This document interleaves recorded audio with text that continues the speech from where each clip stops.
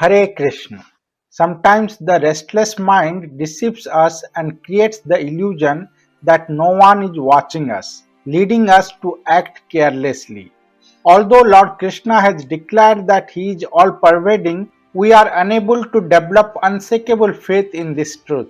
However, a disciple who sincerely accepts a Sadguru understands very well that the Guru always keeps his merciful glance upon his disciples.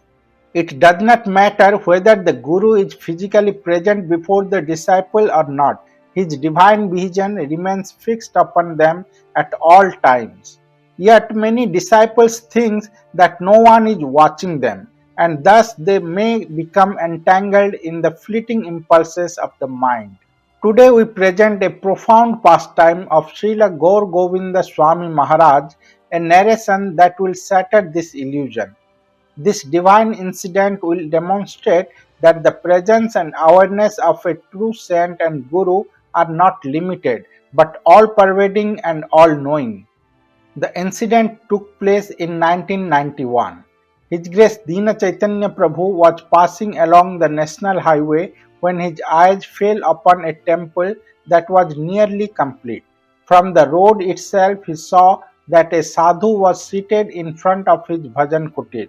Around him, Indian and Western devotees were chanting japa with deep devotion and reverence. The sight touched his heart profoundly. He remembered, I felt an extraordinary attraction, as if some unseen force was drawing me there. I parked my bicycle outside the temple gate, approached the security guard, and asked, May I go inside? The guard smiled and replied, Yes, why not? Please go in and take darshan. Everyone is welcome here. Encouraged, I entered the temple, had darshan of the deities, and slowly began walking towards Srila Gurudeva. At that moment, Virabhadra Prabhu, who was standing nearby, looked at me and said, O Bhakta, have you taken prasadam? Come, take some. He then gave me some fruit prasadam. After honoring the prasadam, I began to leave, but he stopped me and said, O Bhakta, where are you going? After taking prasadam, one should also render some service. I immediately asked, What service can I do?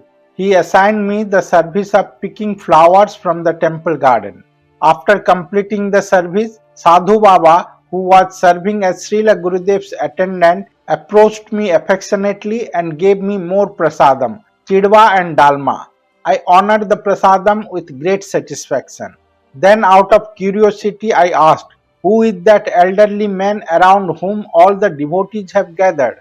Sadhu Baba immediately corrected me and said, Do not call him an elderly man. He is Srila Gurudeva. Come tomorrow morning at 8 a.m. and hear his Harikatha. Then your human life will become successful. The next morning I returned with great eagerness and listened to Srila Gurudeva's Harikatha. I felt truly blessed. From that day onward, I began coming every single day. At that time, however, I was only 17 years old, and like any young heart, I had a simple desire. I wanted Srila Gurudeva to look at me and speak to me at least once. Again and again my mind would think, if Gurudeva somehow comes to know that I am coming daily and recognize me, then I will really get his mercy and how happy I would be. But there were hundreds of devotees attending the Harikatha every day. Many senior devotees were always near Gurudeva. But I was one of the thousands of people coming to temple from outside and hearing Gurudeva's Harikatha. I felt like an outsider, someone who had no real opportunity to approach him. Therefore I approached Atmaram Prabhu, an Odia devotee who was often engaged in serving close to Srila Gurudeva. I humbly requested him, Please just once give me an opportunity to speak with Bada Baba. Out of affection I used to call Gurudev Bada Baba. Atmaram Prabhu asked, What do you want to say to him? I replied, I just wanted to say Hare Krishna. I come every day to hear his Harikatha, but he does not even know who I am. If he recognizes me just once, I will feel extremely joyful. He reassured me, Gurudev knows everything, do not worry. But I insisted, No, how can he possibly know me? Hundreds of new devotees come here every day. I want to serve him sincerely, but at least once I want to speak with him. For the next 3 or 4 days, I repeatedly requested Atmaram Prabhu. Finally, he said, "All right, come with me." That day was the seventh day of my attendance at Harikatha. Gurudeva was seated on his bed inside his small kutir.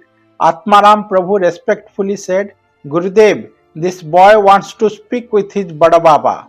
Gurudev looked at me and said, "You have been coming every day to hear the Bhagavad Gita, and today is your seventh day." I was stunned. My entire body began to tremble. How did he know this? I was certain that during those 7 days, Gurudev had not looked at me even once.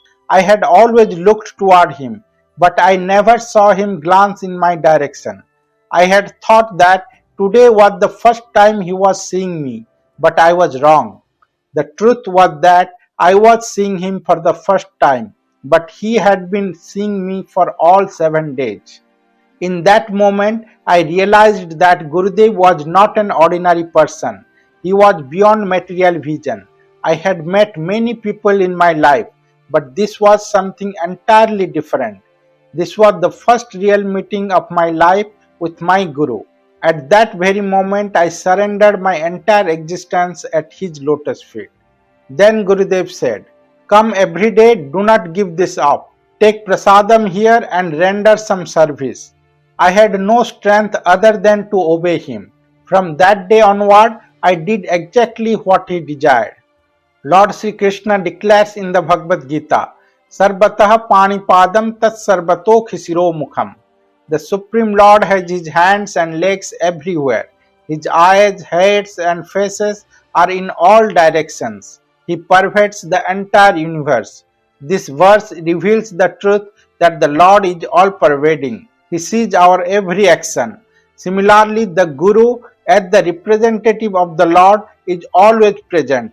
He constantly keeps his merciful glance upon his disciples. Whoever sincerely desires to serve the Lord, the Guru arranges all necessary facilities and guides that devotee towards the ultimate goal of human life. It does not matter whether the Guru is physically present before the disciple or not. His guidance is not limited to by physical presence. A true Guru instructs his disciples internally as the indwelling guide, and he continuously showers mercy upon those who sincerely take shelter of him. As Srila Gour Govinda Swami Maharaja has his merciful glance on each and every devotee coming to the Bhubaneswar temple, and anyone among them if desires with a simple heart to be engaged in the Lord's service, he guides them. Srila A.C. Bhaktivedanta Swami Prabhupada, Bhakti Siddhanta Saraswati Thakur, Gour Govinda Swami Maharaj, and all our revered acharyas remain eternally present to help sincere disciples who take shelter of their lotus feet and desire to serve Sri Radha Krishna. They understand the deepest intentions of our hearts and continue to guide us at every step.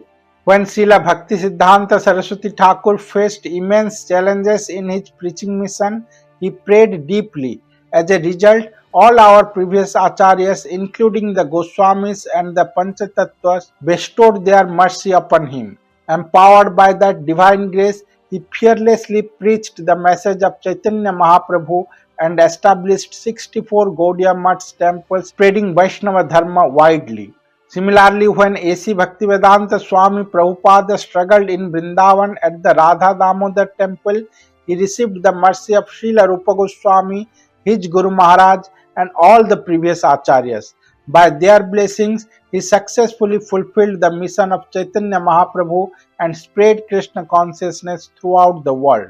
These divine pastimes of our acharyas prove that the Guru is always present for sincere devotees, continuously guiding them on the path toward attaining Krishna Prema.